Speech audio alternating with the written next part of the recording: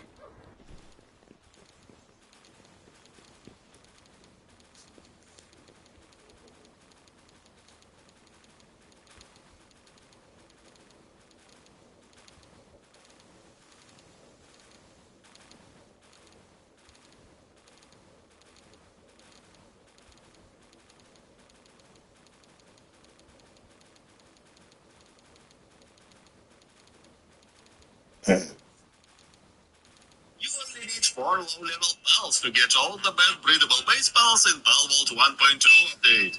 Catch Incinerum near the first watchtower, Hengyu and Deer West, which combines with Dictoys into Warsex Terra. Grisbolt combines with Warsex Terra into Woopa, which combines with Firedon into Firedon Christ, the best breedable cooling pal. Firedon Christ combines with Warsect into Segment, which combines with Firedon Christ into Walaska.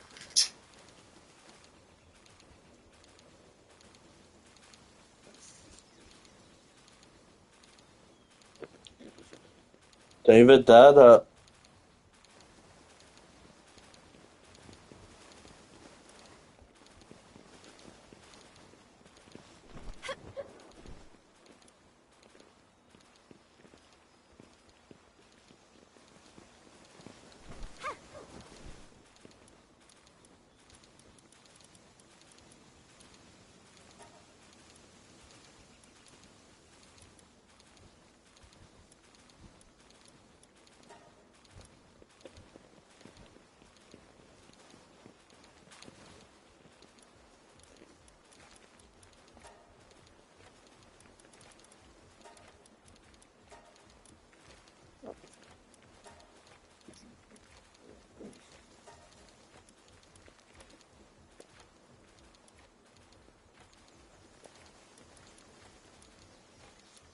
Are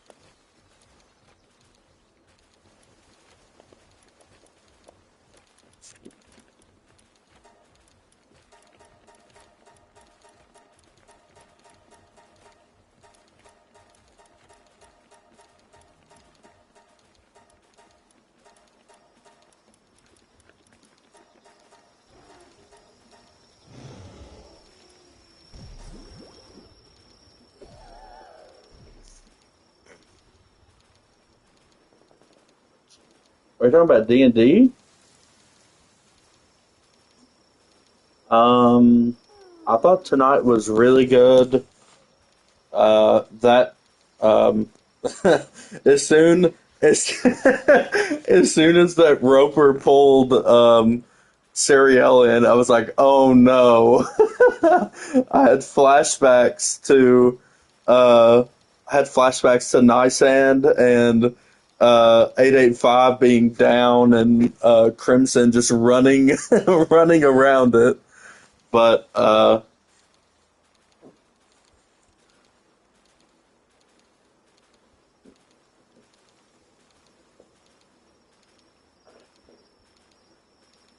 yeah, and like out of character, I was thinking, okay, how like is this the same like CR? Is it buffed up?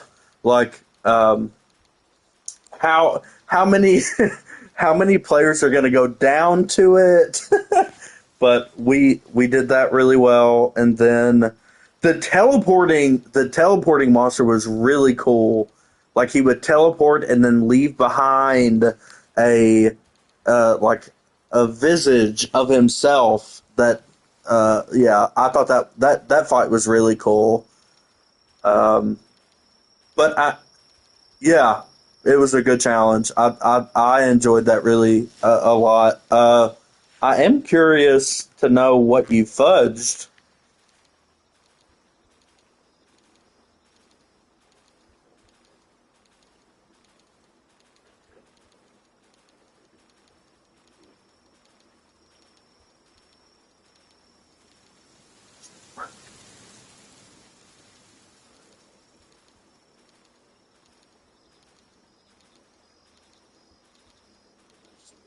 Oh, well, I think that's fine. What creature are you talking about?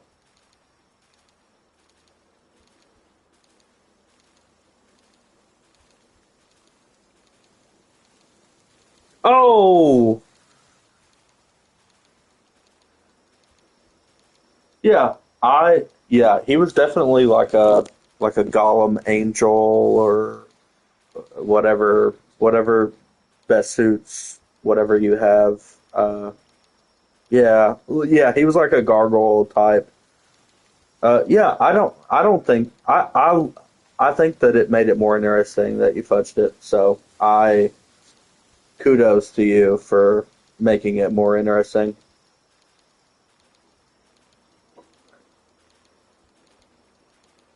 I still have a hard time believing that we survived the Roper fight on Yawning Portal, though. I believe you. I believe you. Yeah, I believe you, but that fight was just it. Yeah, it was before David stole Luna's luck. So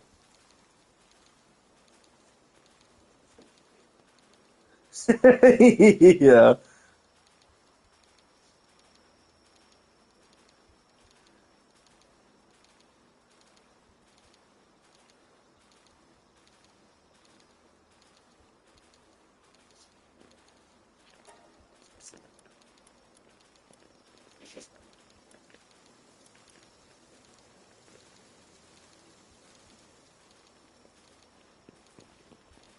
yeah, yeah. Especially with Matthew.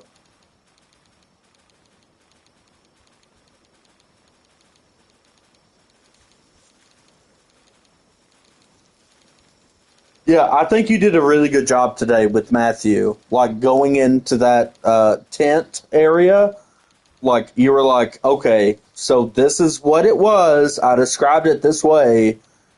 Do you just like walk through it? And he was like, yeah.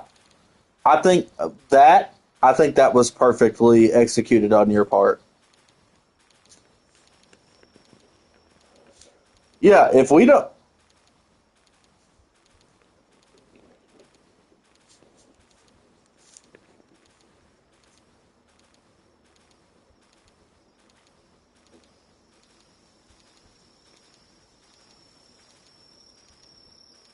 yeah,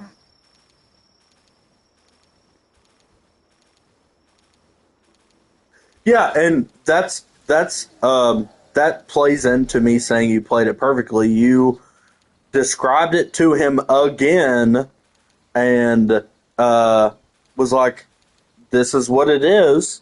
Like your character just kind of moved through it, like moseying around, and he was like, yeah, that's what Balazar would do."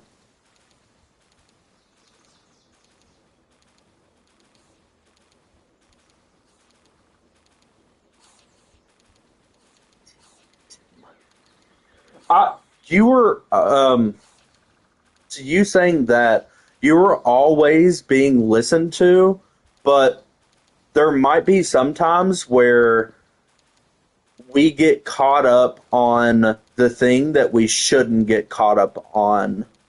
The thing that you say, like in that room, you may say there's tridents on the ground, there's this tent, but there's yeah,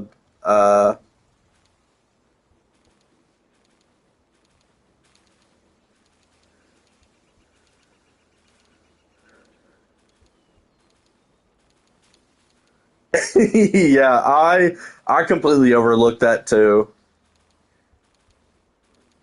Yeah.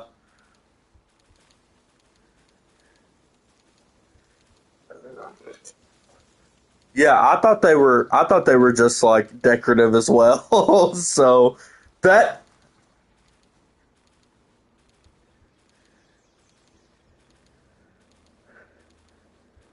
true, but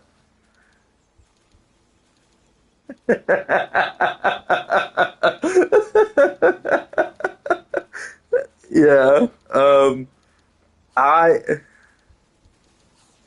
yeah, Aloysius and David alike are completely exploration based, and that's how Titus and Hunter is, and especially Balazar and Matthew is. Like we just want to explore every inch of the map. So we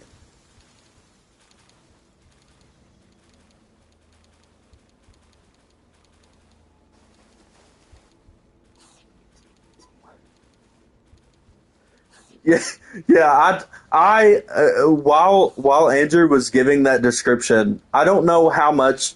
I'm sorry, Andrew, if it like drags you off of it, off of the description whenever we type in chat, because I know that it drags the map view down. Yeah, and I'm so sorry, but that was the only way that I felt like I could drag Matthew back up because I started like in character to voice like, "Hey, Balzar, maybe we should go back and check this door." But then Andrew started describing the room for you guys, and I was like, "Okay, I'm pretty sure Andrew is on a different screen reading this description, so I can type this out and have Matthew."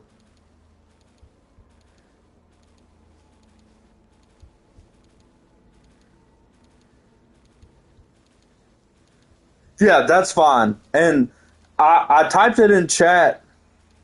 Yeah, I typed it in chat because I wanted me as a player wanted to go north with all of you guys, but I wouldn't have left Matthew down there. So that's why I typed it in chat, like, "Hey, maybe we should join the others up this way," and then started walking that way. And then thankfully he followed. But yeah, as you were reading the description before I even typed that out, he was continuing to go south towards the ghost. And I was like, "Matthew, stop!" But I couldn't interrupt Andrew.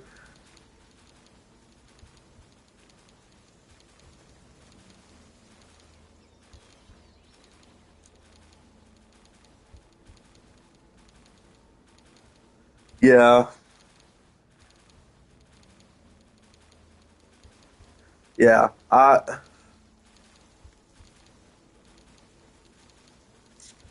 yeah,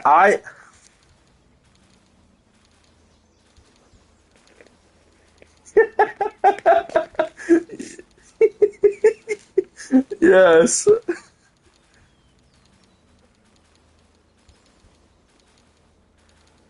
Yeah, but the only reason that I stayed with him is because in those moments that Matthew is off by himself just exploring an area that might be something, we get put in turn based, and I've had to dash like 3 turns in a row sometimes to try to catch up to wherever the fuck he is exploring. So that's why I was kind of like in the middle. I know, but the only reason I dashed down there is to try to end the combat earlier. Which the sword that he has now, he can dish out a lot of damage if he crits. But um, before, whenever he still had whatever the electric one is, I have it in my inventory. I can't remember what it's called. Um, but he was dealing like uh, 10 damage a turn, so we would all be in turn base the entire time, and um, yeah, I would just fucking bolt my way down to try to end turn base as soon as possible.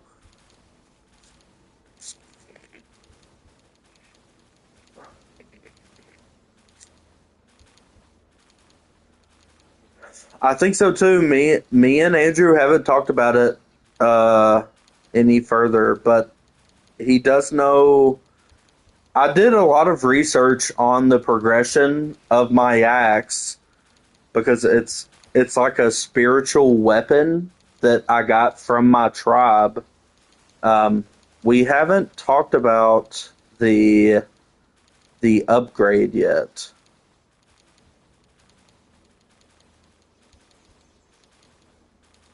because the yeah Andrew, are you fine talking about this right now, or do you want to wait to a different time?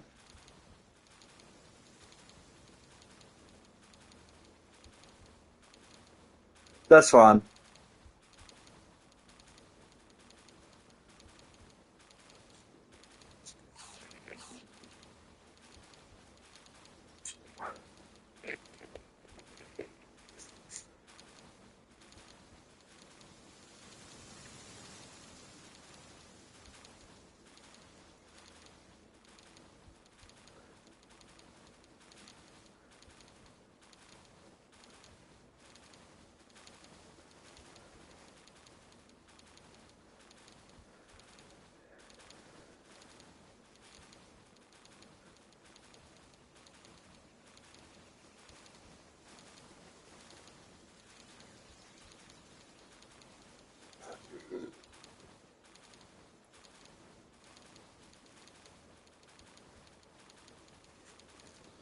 Yeah, the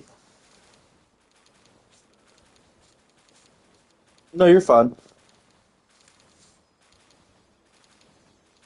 Oh yeah, for sure. This was really fun. Yeah. Yes, sir. You too. Yes. Oh, yeah. Good night. Okay, that seemed like a definitive statement from Andrew that he was gonna. I was it this game? Was it this game or PoE 2 that he said that he would get whenever the full release came out?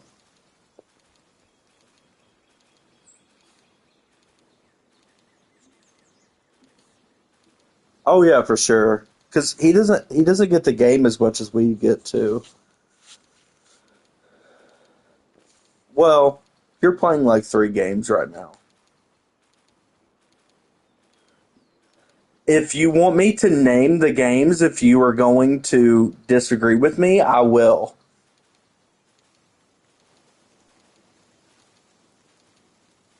You are playing three games right now. Please continue to argue with me.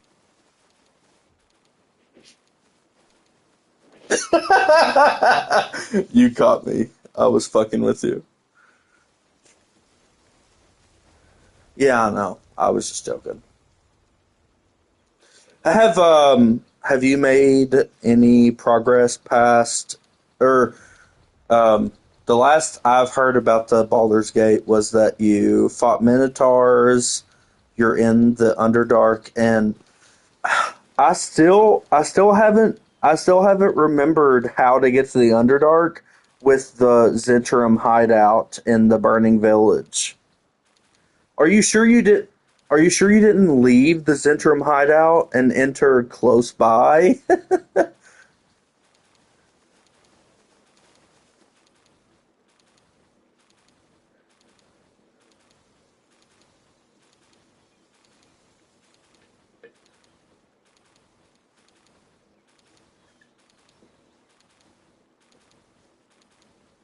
Yeah,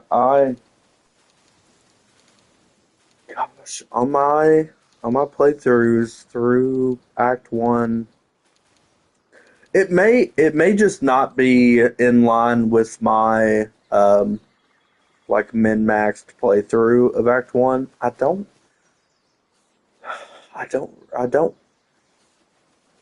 Go ahead.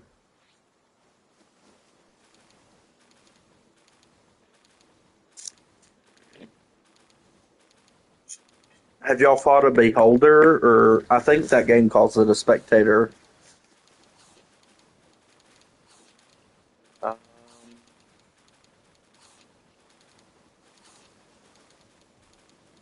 yeah, Mushrooms of Madness. Yeah.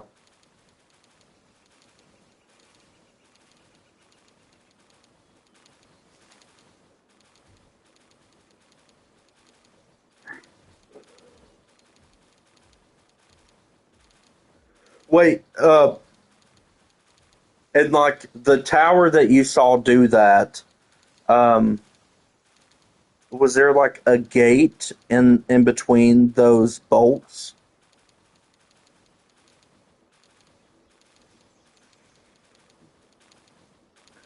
Okay.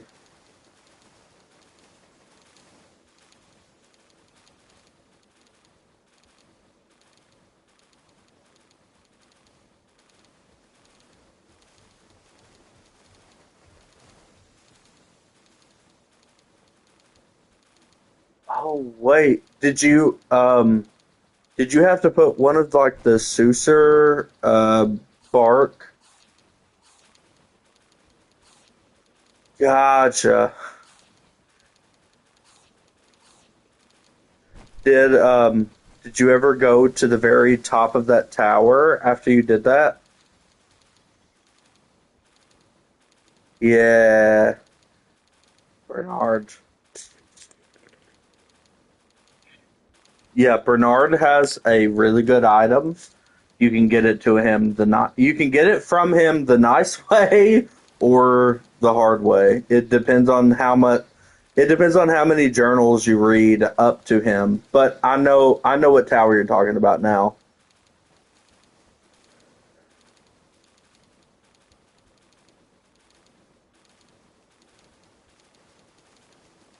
Yeah, and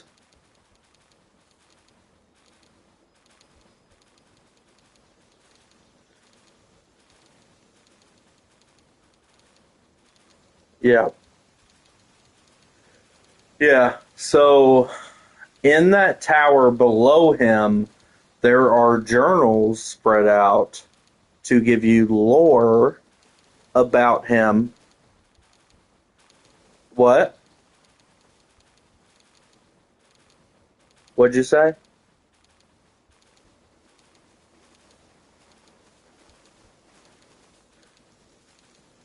Oh yeah, that's how I play too. If you read them before you send them back to camp, and actually read them instead of just like read and then within a half a second send them to camp, you know all of the correct answers to his questions because he's a robot. He has a uh, like a parameter of questions to ask to see if you were trustworthy.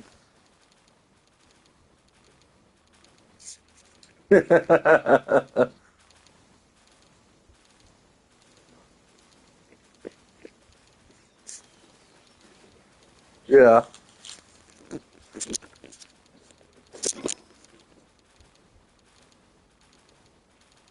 yeah, yeah. And um, since y'all are redoing it, I mean, obviously that's fine. But there's also there's also a little cliff. Um, there's also a little cliff that overlooks that tower with a grave there, and if you successfully perception or investigation, whatever it is in the game, if you successfully interact with that and pass the check that it gives you, then you can dig up that grave and you dig up a dog with a collar and also a note that gives more insight on the little girl character that Bernard is trying to protect.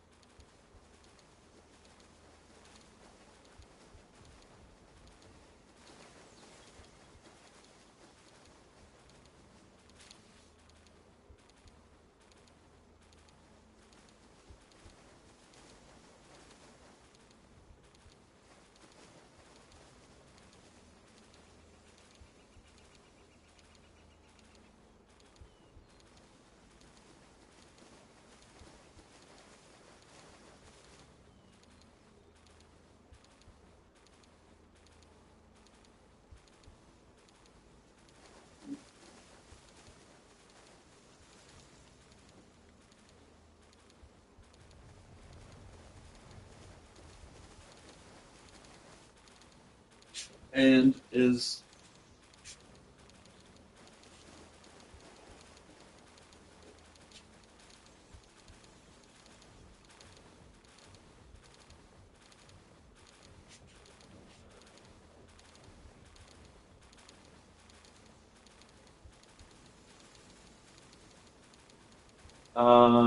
I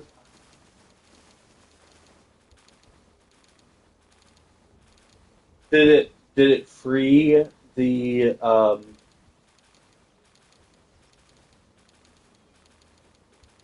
true.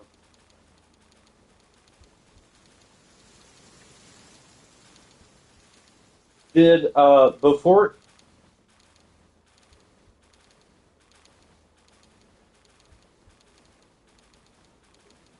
yeah.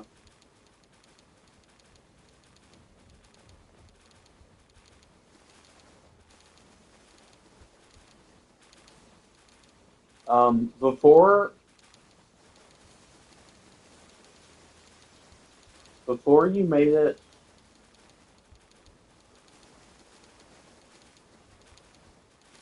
before you made it down to the Zentrum area, um, did you uh, did you walk upon a skirmish between um, some like werewolf looking creatures and two humans?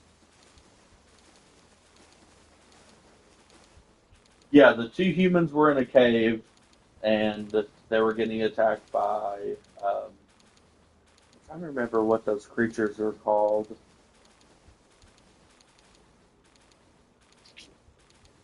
Yeah, but you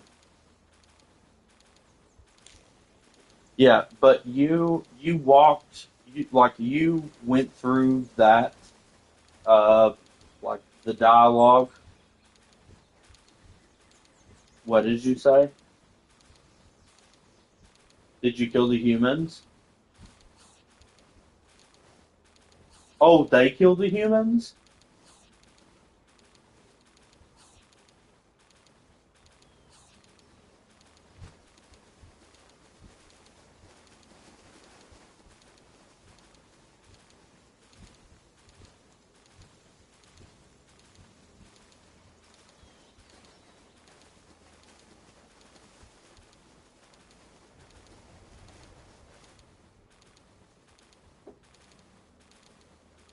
Okay. Did you pick up the lockbox that was in the? Gotcha. Has Max played this game before?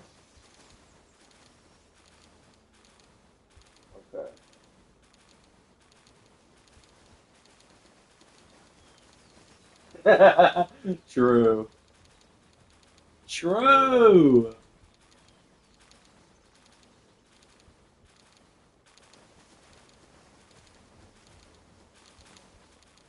Wait, so your main companion is Karlach now?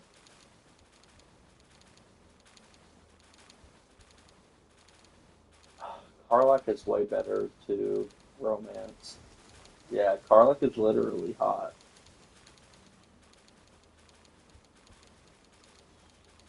Yeah, Karlach is literally mommy status. No! Yeah, we'll fetch him as mommy as well.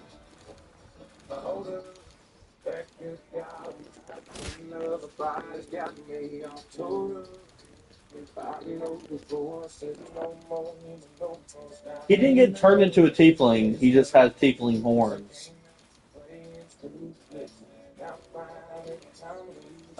His skin did not change color. He's still black. Uh, I his skin didn't change colors. What what the fuck is his patron's name? As as Thora, as Amora, um, Mizora. Yeah, she didn't change his skin. She literally just gave him horns to show the demon that he was. She definitely did not change his skin color. He is still African American.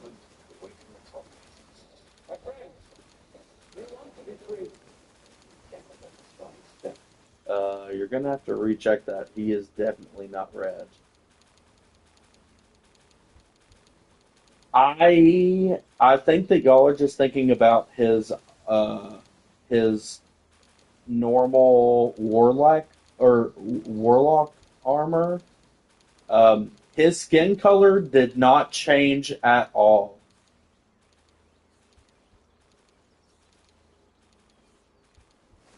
But yeah, regardless. Okay, yeah, you're with Karlach. Karlach is Shadowheart is my most romance character, and Karlach is number two. Karlach, yeah, I fell in love with Shadowheart, but Karlach, Karlach, um, Shadowheart. I want to add a third one there, but Karlach and Shadowheart's their storyline for the game, in my opinion, is the best.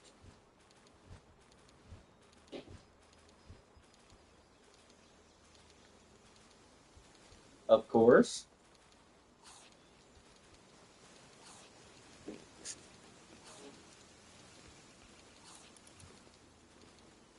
Wait, what do you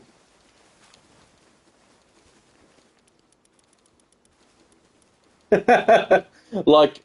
He's read the books about BG3.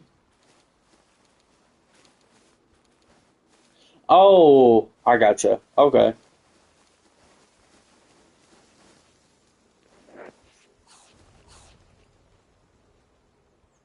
Uh huh.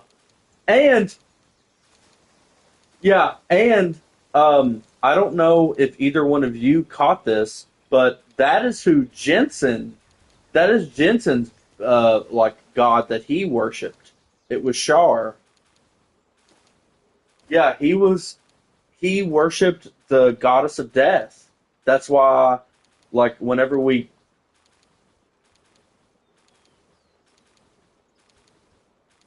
well, I mean, it may not have been Shar technically, but like him, like RP wise, he was always worried about uh, um, transporting the dead souls to the afterlife. So I was always under the assumption that it was Shar that his cleric worshipped.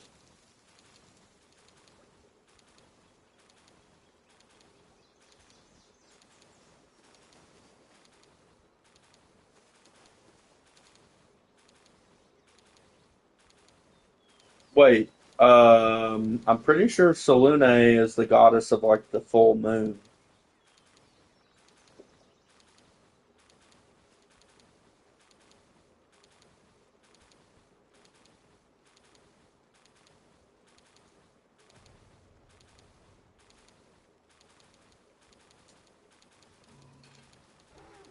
Yeah. Okay.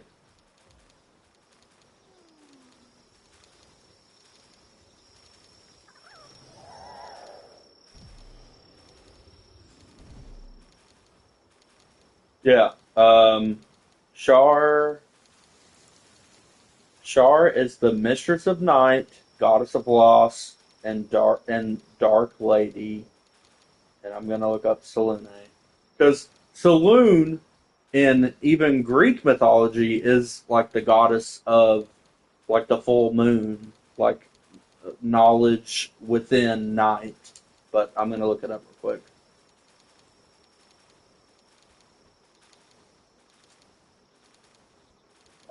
Selene is Our Lady of Silver, the Moon Maiden, and the Night White Lady.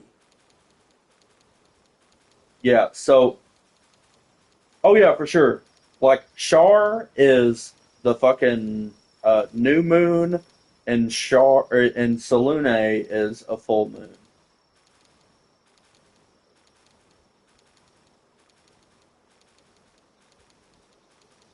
I did not know that Selene was chaotic good, apparently, within the lore.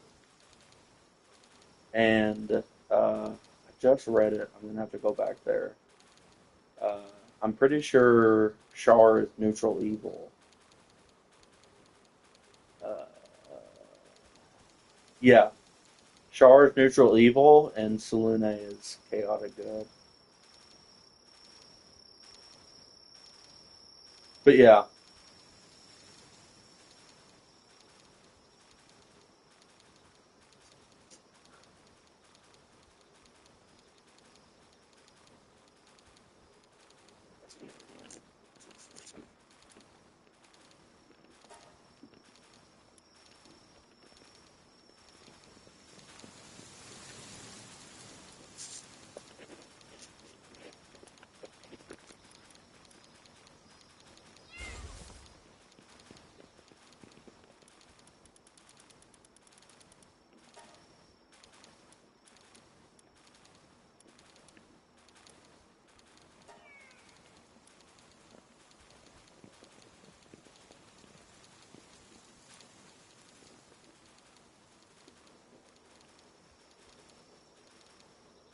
yeah, there's like three or four storylines within the Goblin Camp that you could have done.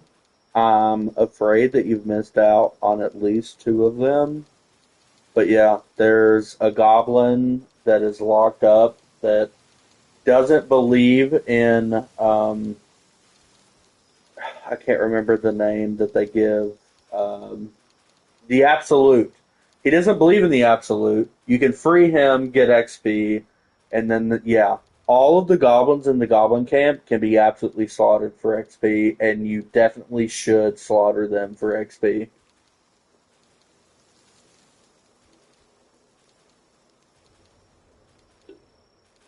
Yes, because like, whenever you talk to him, he's like, yeah, I don't know why all of these guys are backsliding to this new god. I still believe in our old god. She will protect me. And you can free him from his cage. And if you wanted extra XP, I mean, it's a little bit, so it depends on how fucking min max you want to be. You can free him, get the XP and the achievement of freeing him, and then also fucking kill him for the 35 XP that it would give you.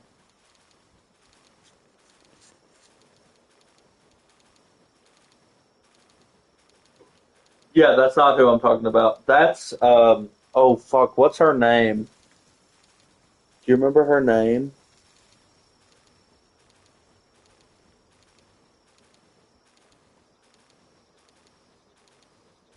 It started with a what?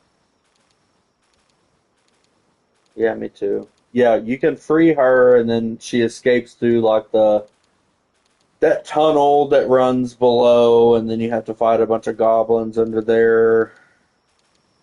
And then super like later on in Act One, you get the item that you need to unlock that door that's within those tunnels to get to like the druids um, like safe room. Like there's a bunch of items that you can get.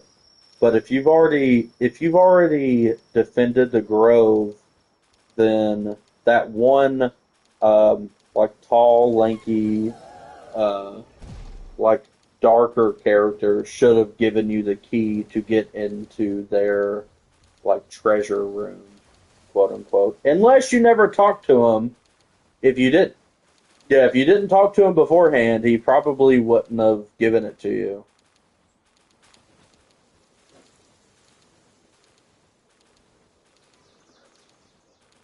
You guys are on. You guys are on like the a speed run route to where you don't talk to everybody. I guess.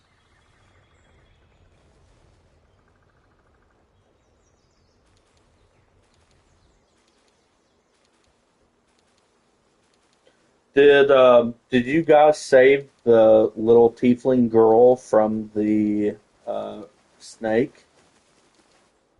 Whenever you did that, did you talk to everybody within the grove? Spec- yeah, that guy. He should have after you, after you defended the grove from the goblins. He should have given you a key into the treasure room of the grove Did he die during the combat?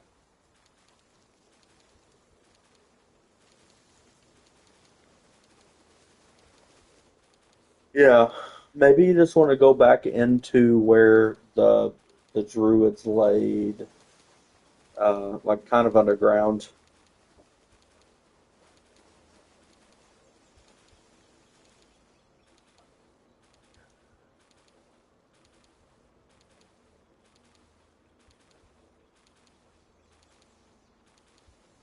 Holy shit.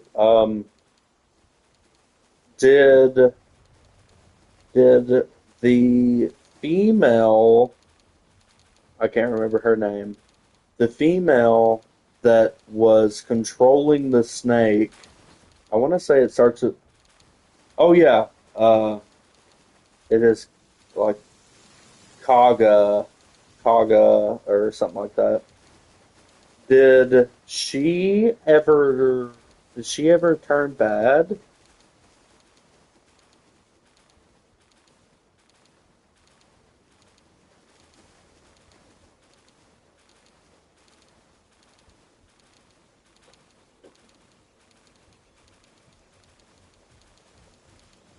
Gotcha. It is Kaga.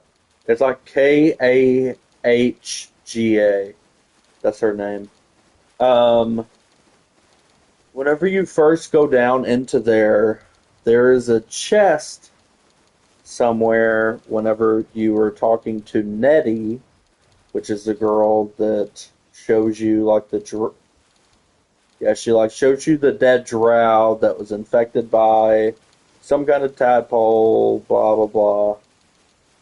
There's a chest that is semi hidden that you can open up as long as no one sees you. You have to make a stealth check that has a letter in it that lets you know that Kaga is working with someone evil. And then it sends you,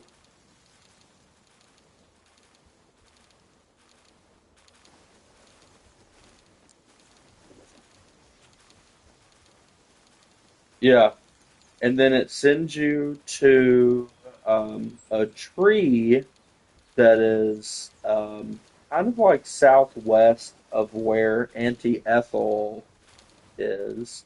And there's like a shit ton of mud methods, and I think there are two of the tree guys. I can't remember what they're called in the game.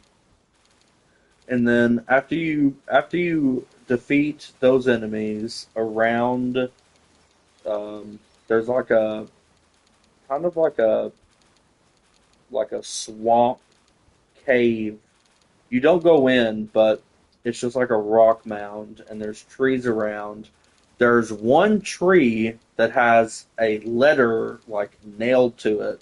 You walk up to that tree, and then there's a letter from the people who Kaga are working with. And if you pick that letter up, you can take it back to the Druid Grove and show it to the darker skinned male character that I'm talking about. And then you get into a fight with Kaga, and she like, there's a bunch of rats that are running around the Druid Grove. They transfer into dark druids, and they're fucking evil, and you have to fight them.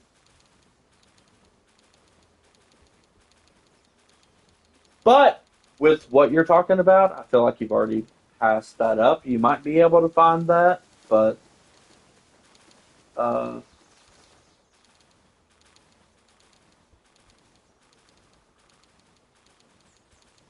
oh yeah, for sure.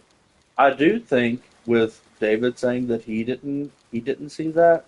I feel like me, you, David, and Andrew should play BG3 together.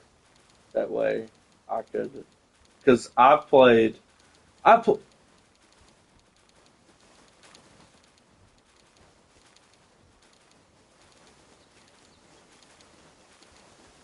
yeah, Minthara.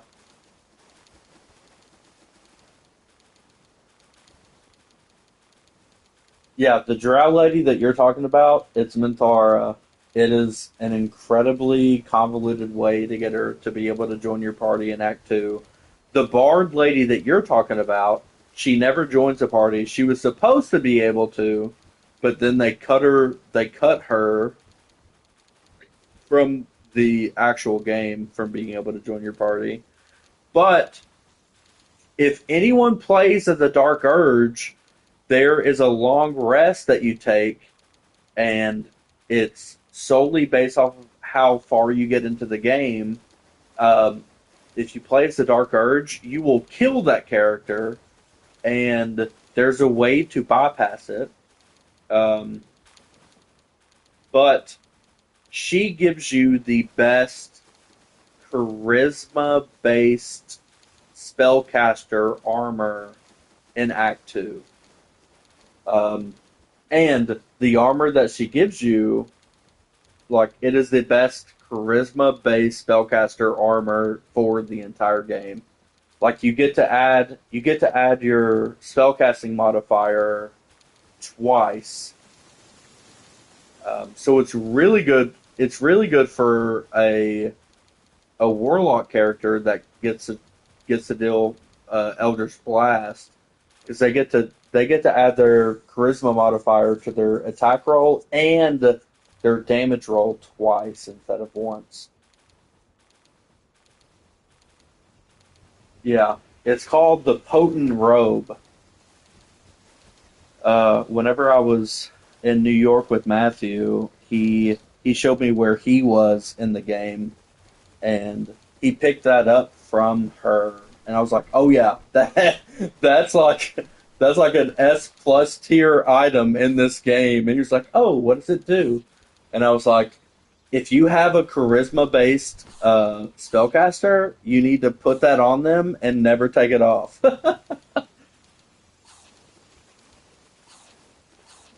But yeah, especially in Acts 1 and 2, I've played through enough and I've watched enough guides.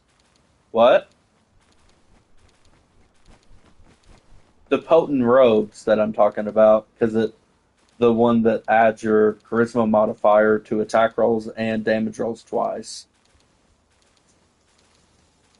Yeah, you're not in Act 2 yet, but the did y'all explore the Druid Grove enough to fight the harpies?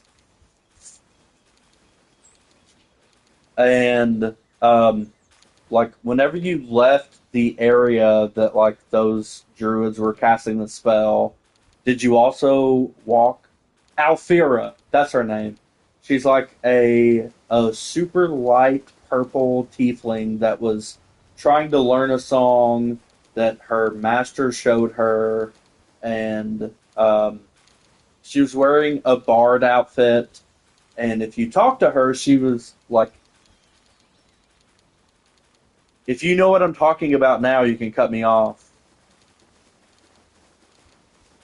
Um, if you approached her, it would drag you into a cutscene of her kind of singing kind of poorly, and then you could talk to her, and like, she'll tell you like, yeah, I'm trying to perfect this song that my master, or uh, whatever she says, I don't know, that my master taught me, but I just feel like I keep getting the notes wrong.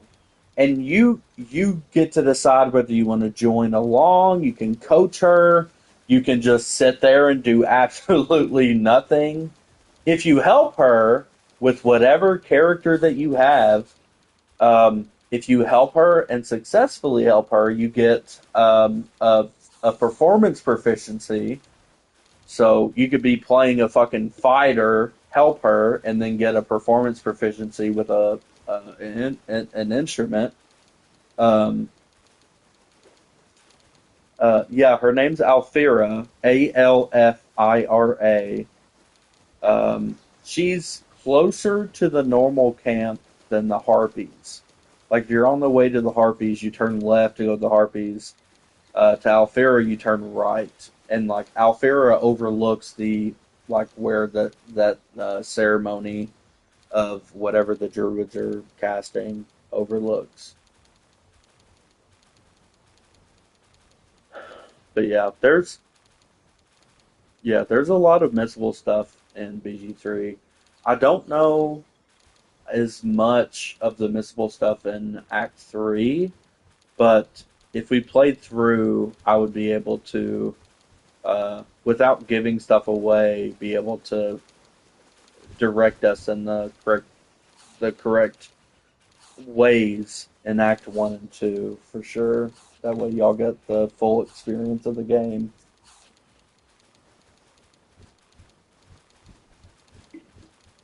Did you encounter the squirrel in the Emerald Grove? What? How did you choose to deal with it? Did you just back up?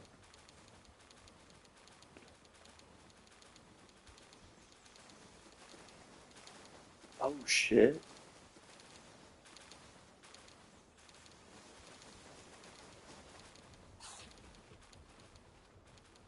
Uh huh.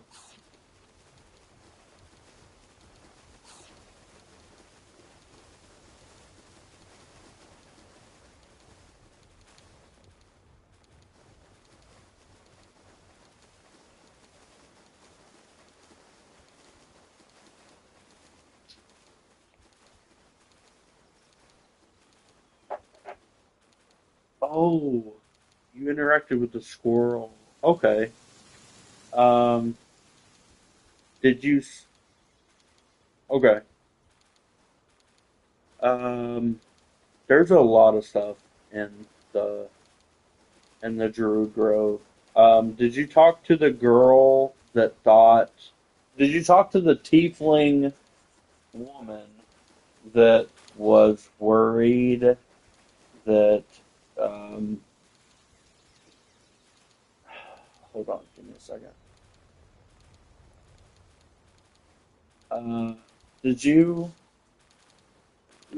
I forgot that I turned push to talk off, and I've been pushing the button to talk this entire time. Um, did you talk to the tiefling girl? Uh, you have to like open a door, go to another area where the main like tiefling commander is that you meet as soon as you walk into the Emerald Grove. Like he gets into a fight with that human. Uh, and then once you like go into this cave with him in it, Zevor, that's his name. You can also like go around him. Wait, what? You let Zevor die?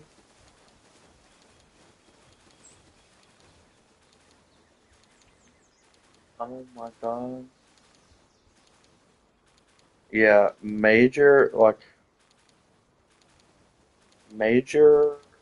judgment is falling upon you right now. um,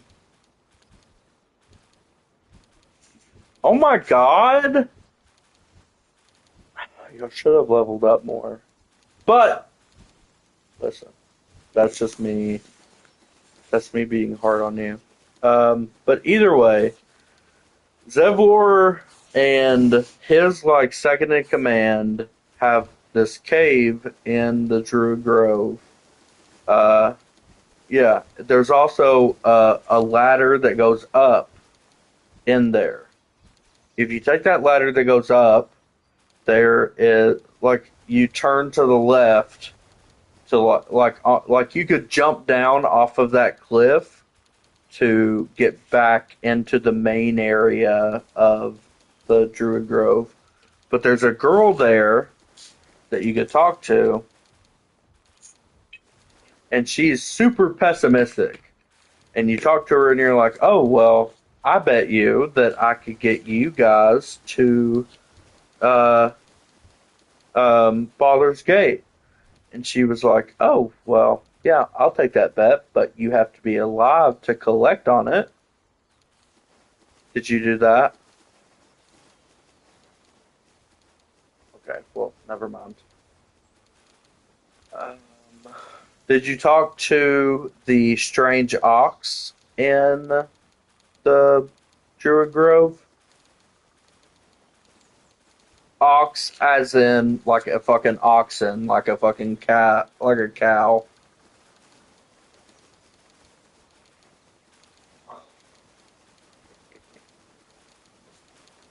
Okay, so you didn't talk to him at all? Okay. Did you interact with the child tieflings that were still in shit?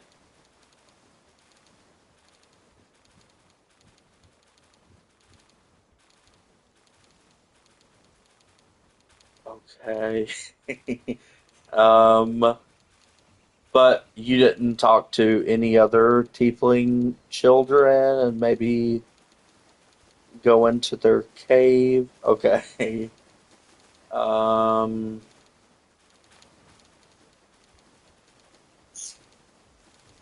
that's really all of like the big secrets of Act One in the Emerald Grove. In the Goblin Camp, did you kiss a toe?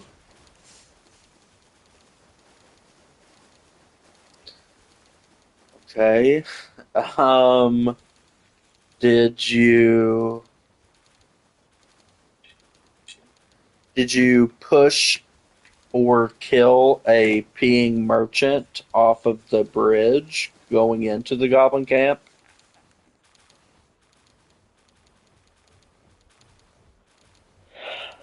Did you do a chicken race?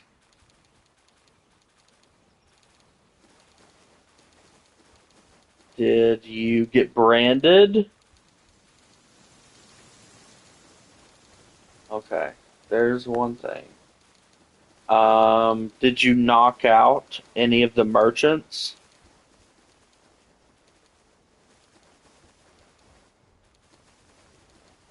Okay. Did you how did your interaction with Dror Ragsling go? Like, did you just go in there and talk to him? Or you had to go in there and talk to him, I'm pretty sure. And he had like a dead mind flayer there, and your player character was worried that that was the one who changed you. How did that go?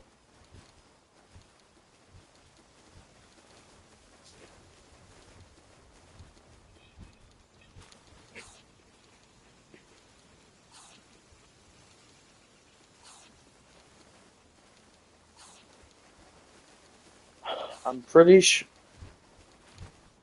Yeah, I'm pretty sure that your player character was worried about getting uh, was getting like tattled on for being infected. But it might have been that, oh, that was the one that we killed.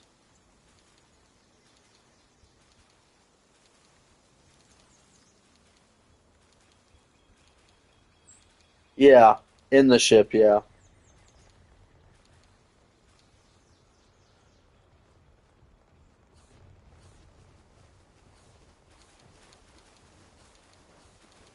Yeah, okay. And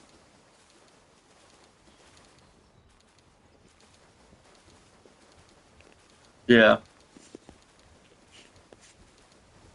And y'all didn't fight him afterwards? And did you guys go to his um like in that room there are two ladders upward. Did you travel that way?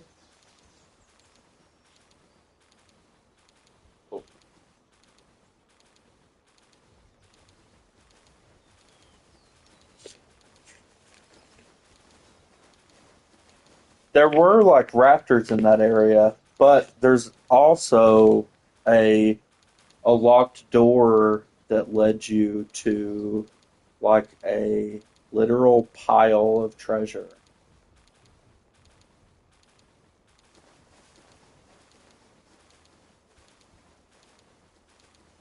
It was like whenever you open this door, the graphic was literally a pile of gold. Gotcha. And with the goblins attacking the camp, I'm sure you talked to Minthara. That was to the right of Jor Raxlin. And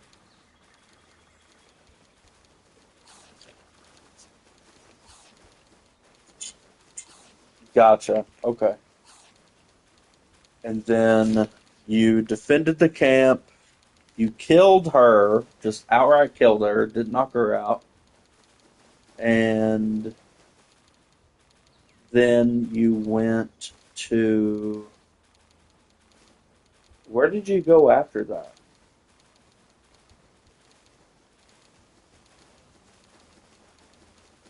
Wait, did you ever go down that well in that first little rundown town with like the goblins on the roofs and stuff with the phase spiders?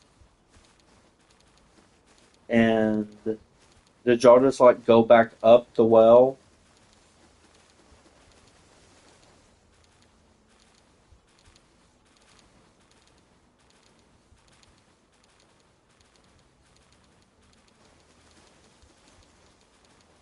Yeah, yeah. The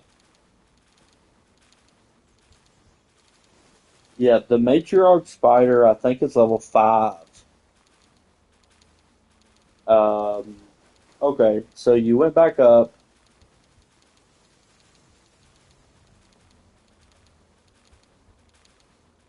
Oh yeah, for sure. Yeah, you're already in the Underdark. You met that matriarch spider when you were super low level. You went back up, and that was your journey to the goblin camp. So we're far past that. And you met,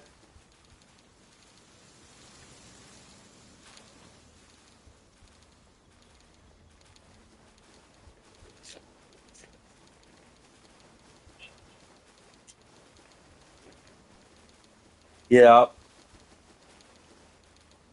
yeah.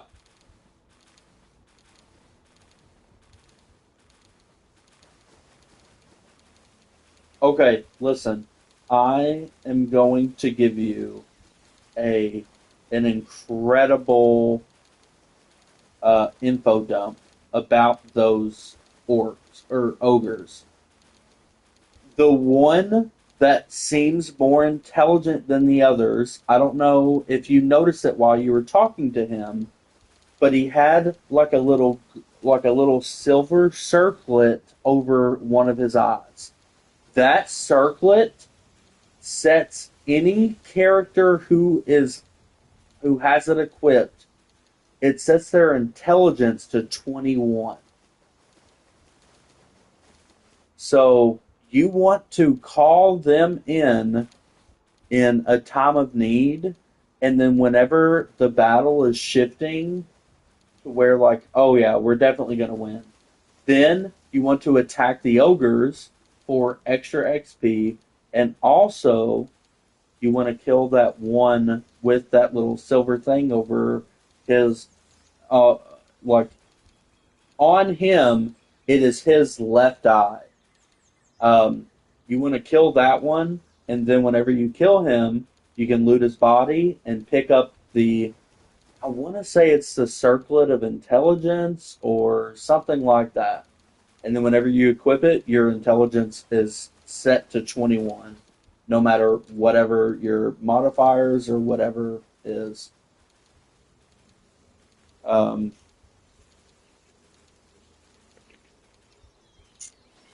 but yeah, I like after you blow the horn, they should show up in the next combat round.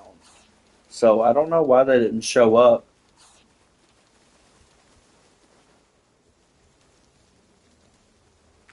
Yeah, they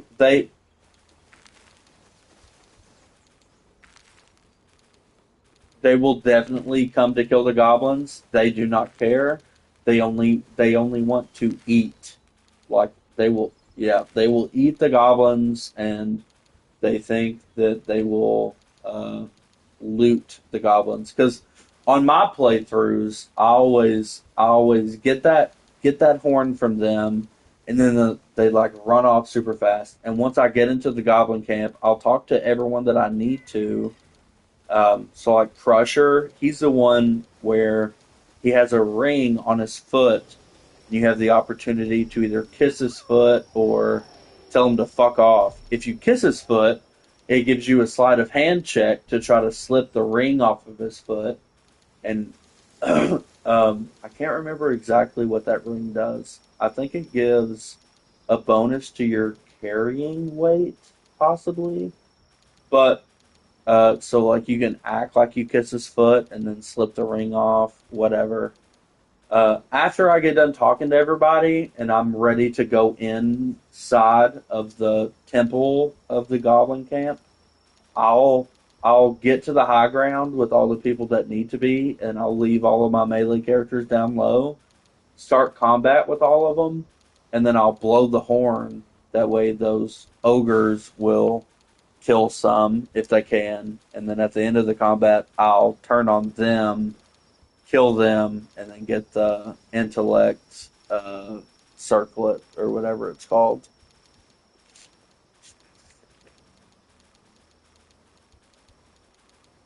So,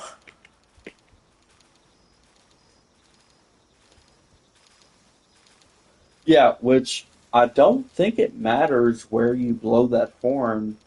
Um, I think you can blow it wherever, and those ogres will spawn into combat. That's why I'm confused.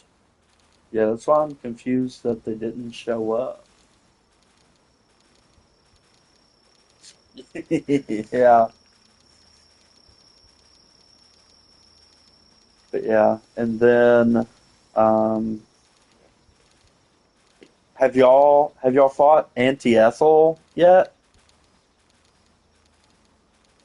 Did y'all kill her?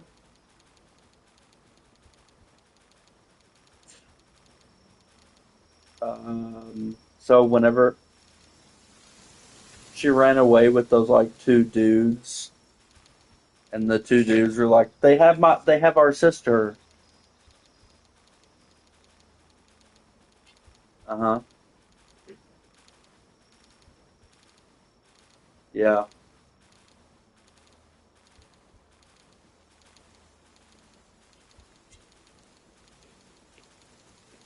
Yeah.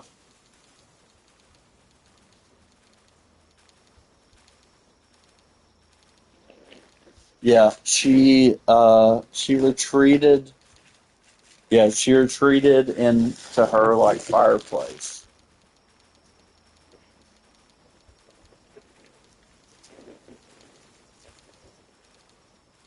Oh, yeah. Yeah.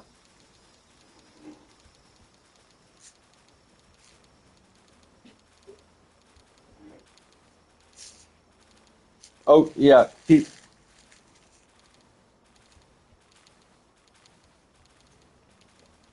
Uh,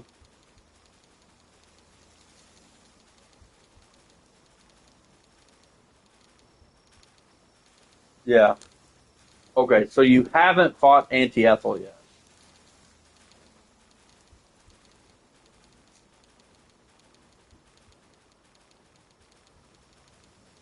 Yeah. Um, there is a further fight that you can do if you follow her into her home. And there's like a whole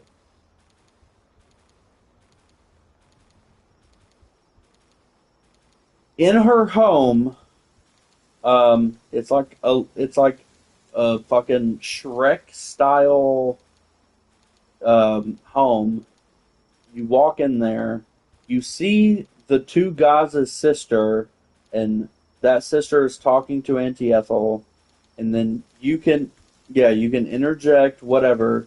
If whenever she runs away, she goes through what it looks like is a fireplace, but it's fake, and then you can follow her through that fireplace. If you follow her, you have to solve a puzzle to get to the next room.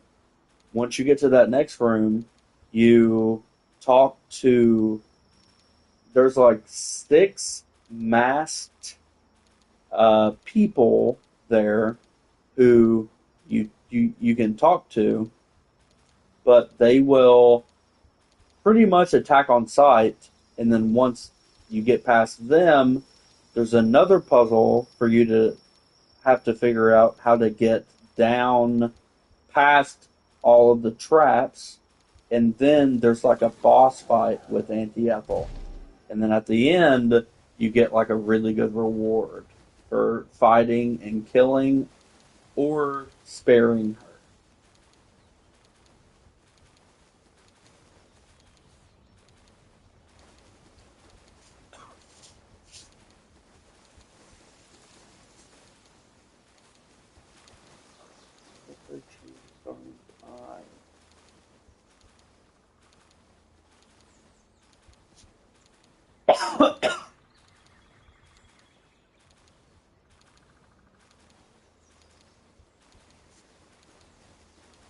I don't remember. I don't remember that part. I know.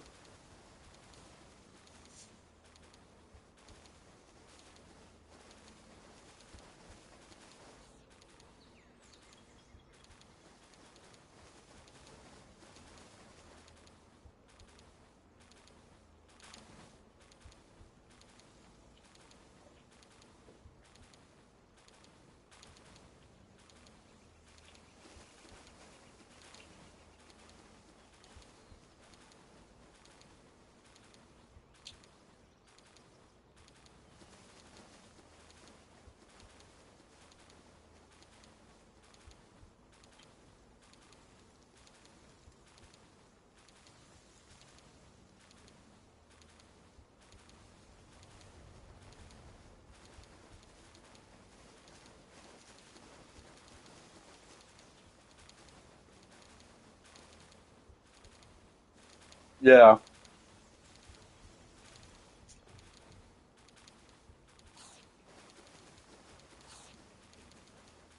I gotcha. David, that the arena rewards are really good, but it is multiplayer.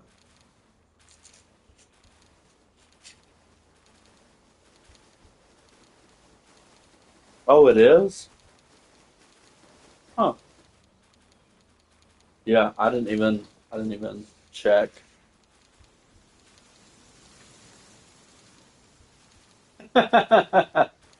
But yeah, I do remember what you're talking about with Andy Ethel. I always waited on like all of my playthroughs to do Anti Ethel like very last of Act One because as long as she's still in the Emerald, the I can't remember what it's called, the Druid Grove. You can buy elixir of Storm Giant, I believe, and which if you've already talked to her, uh, like with those two dudes, she won't show up in the Druid Grove anymore. But you can buy. Oh yeah, true. But yeah, as long as she's in the Druid Grove, she sells the elixir of. Um, I think it's Storm Giant Strength, and if you drink that elixir, which you can only have one elixir at a time on any given character, but it sets their strength to I want to say 21, and then the Cloud Giant sets their strength to 24.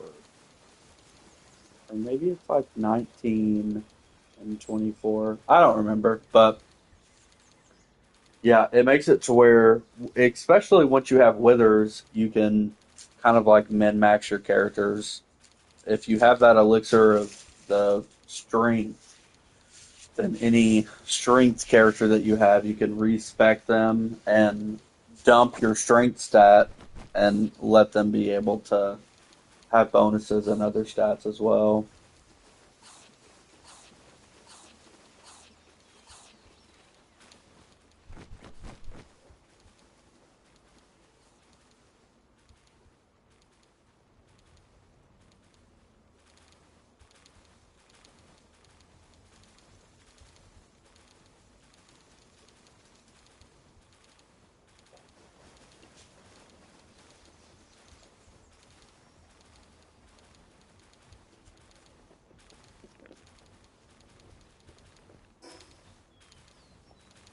what armor do you have on right now?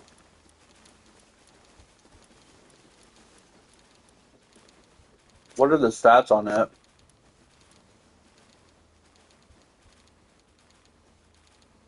That's fair. Um, I don't remember where I found it, but I was able to find a Palmetal armor level 3, and that has carried me. Yeah, it's carried me for the last probably 20 levels, which my character is level 64. I think the next armor that is best is the Chromite armor. I don't know if you.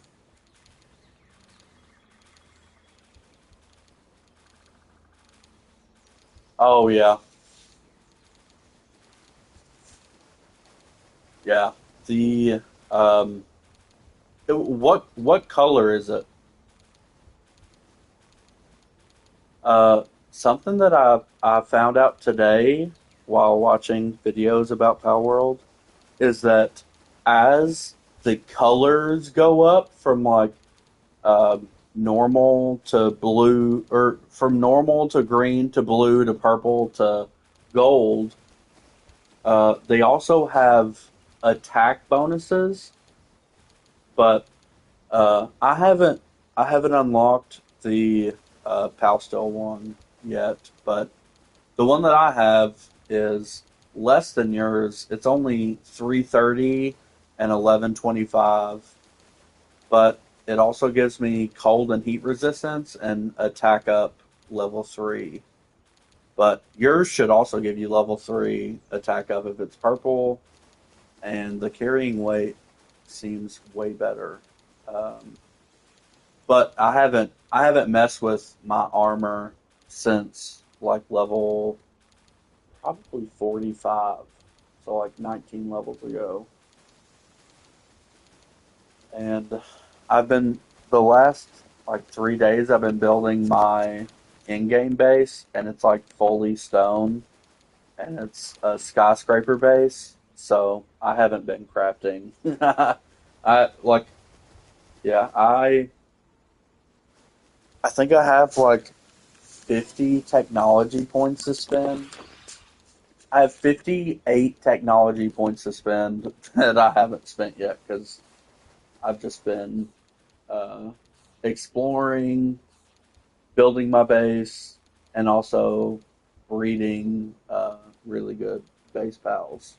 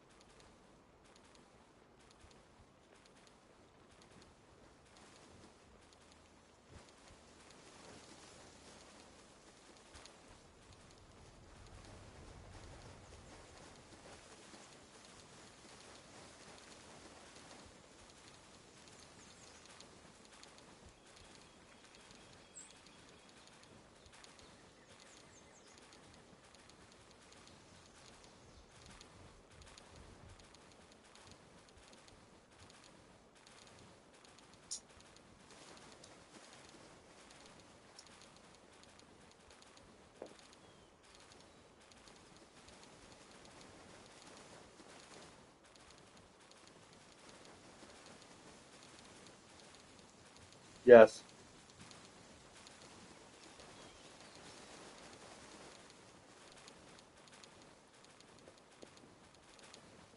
there is a there's a village in the Underdark. and they in that village there are two vendors.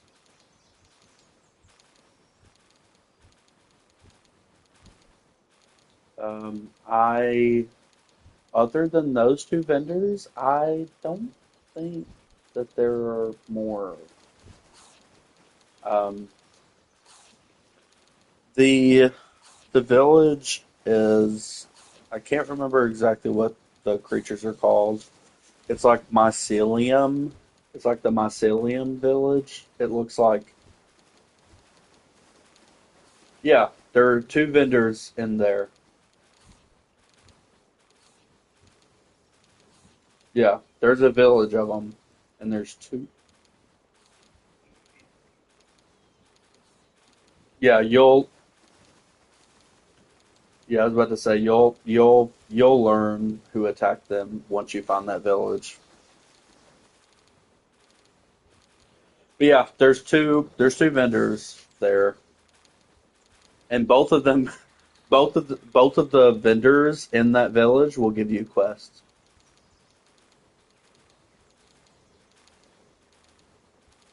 And David,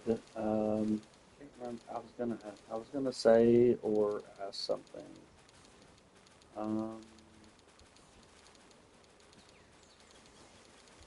oh, you talked about how they added islands.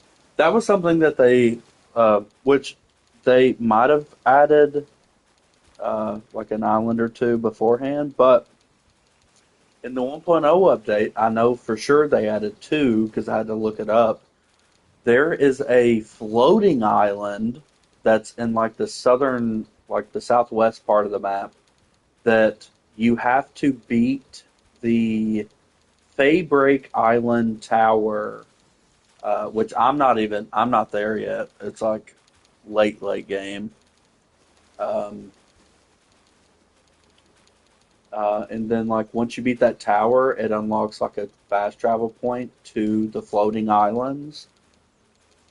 Or you can try to craft a you can try to craft a flying pal that has like maximum stamina and then like you spec into stamina a lot and you're able to fly up to it. But my uh, I spec into stamina quite a bit. My Not as much, but my stamina is 300 right now with no like additional bonuses from pals or anything.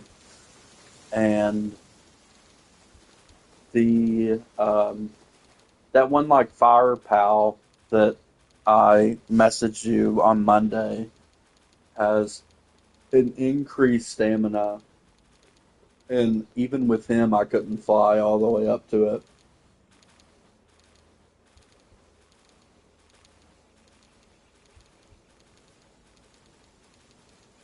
I have it built, yes.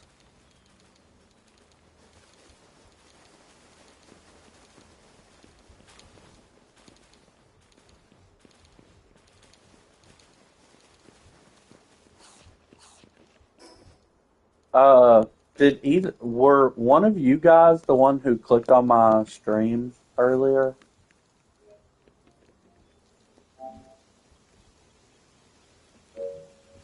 Might have been Andrew. Yeah, it was whenever I posted it to chat.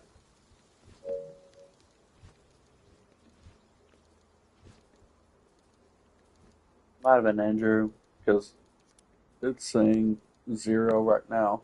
So, um,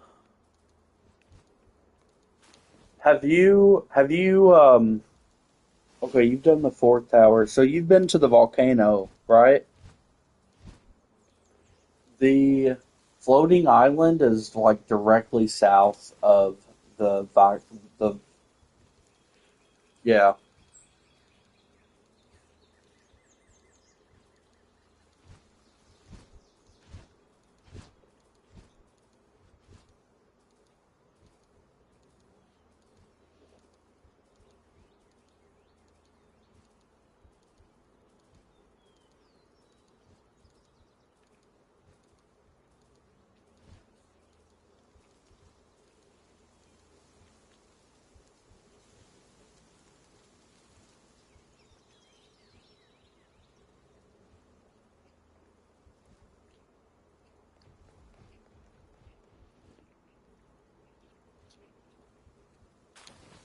My current one is still the Sakura or whatever it's called, just because I like it so much. It just looks so cool. Yeah, it's like the red one that kind of looks like a really fancy horse. What was it called? A horsefish? No.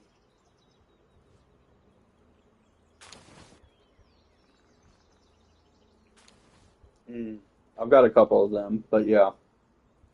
Once I saw this Dragon Pal or the Fire Pal, I just fell in love with how it looked.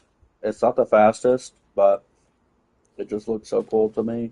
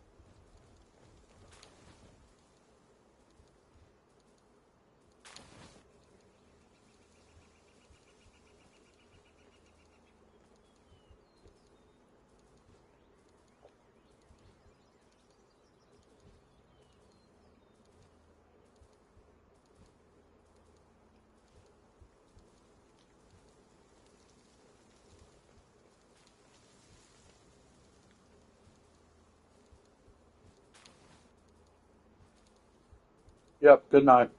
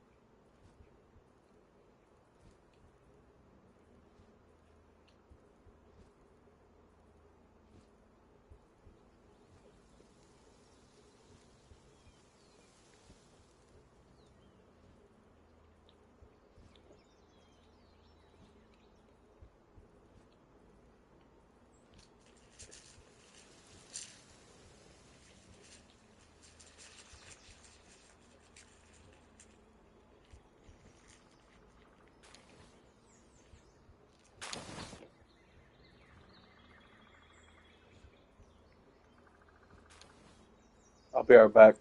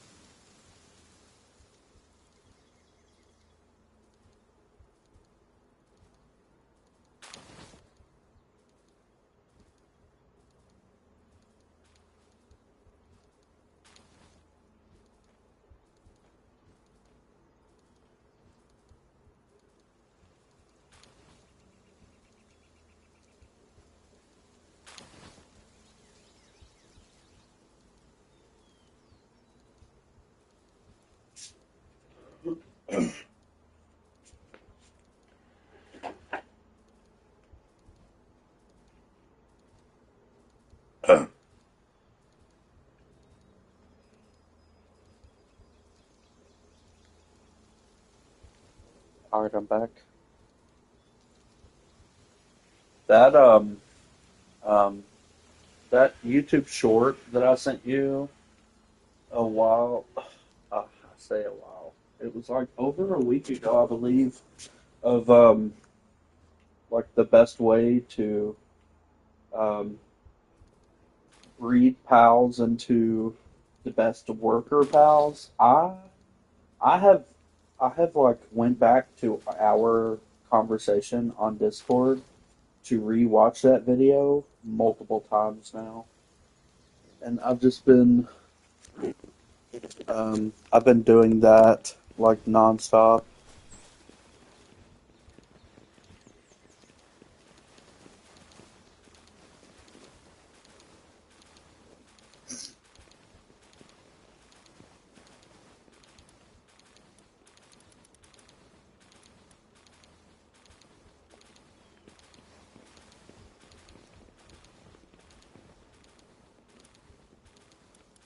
Oh yeah,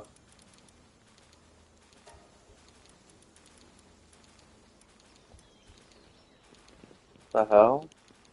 Oh, I've noticed that if you deal any like fire damage with you or your pal, that like tick damage can kill them even if you have the mercy ring.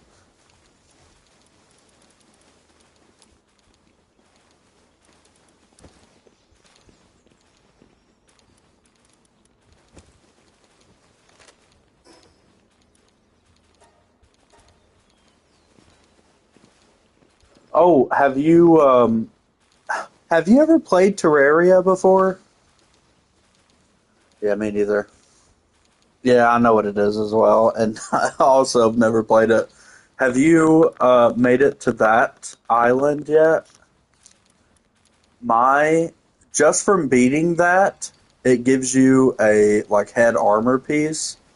Um, the defense is 350, and the health is 800 just from your armor piece, and the durability is 20,000.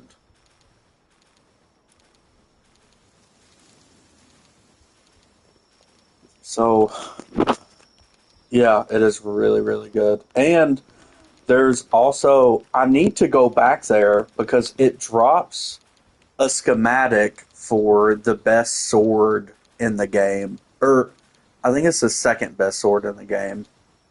But like the sword allows you to um, you can still use it in melee range, but it also projects like a light visit, like light as in light force or like light from the sun.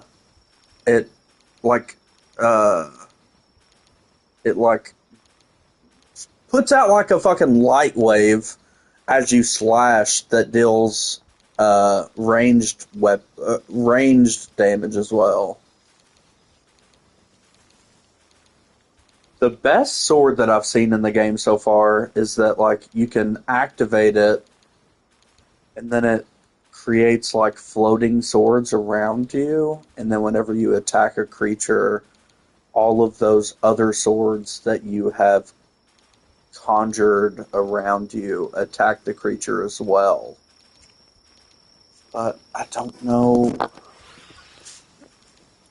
Uh, I don't know if that's an unlock or if it's a schematic you have to find. I'm looking through the technology tree now. Whenever I finally fully build this base, I'm definitely going to unlock I'm definitely going to build where is it? The plasma multi-cutter unlocked at level 54. Like, it pretty much replaces your pickaxe and axe. Yeah, I could technically craft it right now, but it would be out of line because I've gained a bunch of extra levels from capturing like super high level pals to be able to breed. So like yeah, I'm level 64, but my playthrough is still at like level like 52. Like the have you captured or seen the pal named uh, Nyafia? Nyafia. She's kind of like she's like a furry pal. Um, her body color is like a really um, saturated purple, and then she has like really bright pink fur. But you can, instead of a saddle for you to ride her, she has one of like the weapon active skills where she pulls out a shotgun. But you have to get dark fragments, which you can only get on the fucking Faybreak Islands, which the Faybreak Islands are levels like 55 to 60, so they're super high level. So, like, I go there trying to get her dark fragment, to get her fragments. Oh shit. Do you want me to join and try to help, or you want to do it by yourself?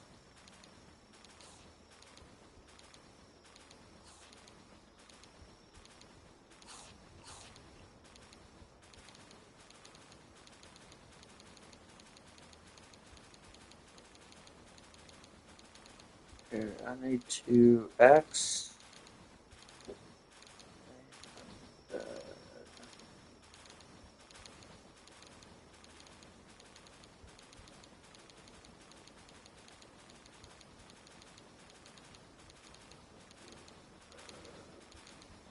about.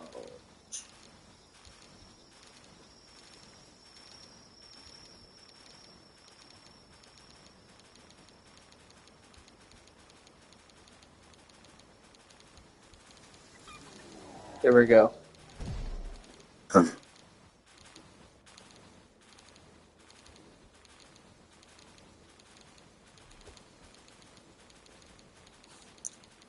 you still only have one base, or have you made a second base yet?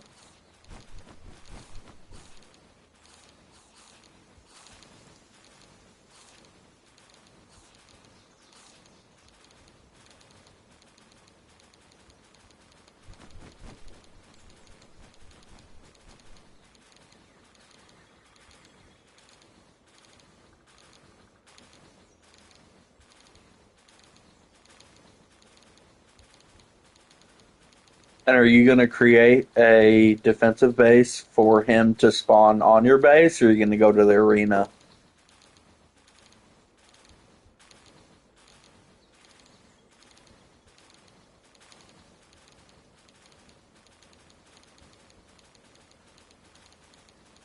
Yeah, but it gives you the option to let him like come to your base or go to his arena.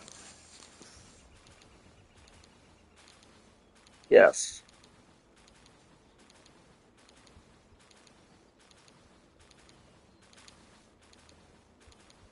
Uh-oh.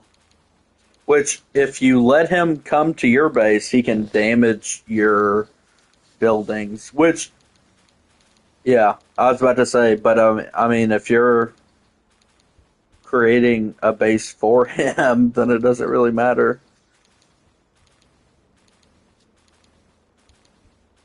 And I think what you're doing right now, you have to redo whenever you start the battle, but you may not. But you may not have to. But yeah, exactly what you're doing right now. I've seen is the best way to beat. Yeah,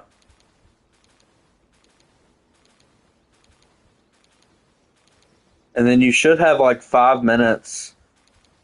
Oh no, he just spawned straight off here.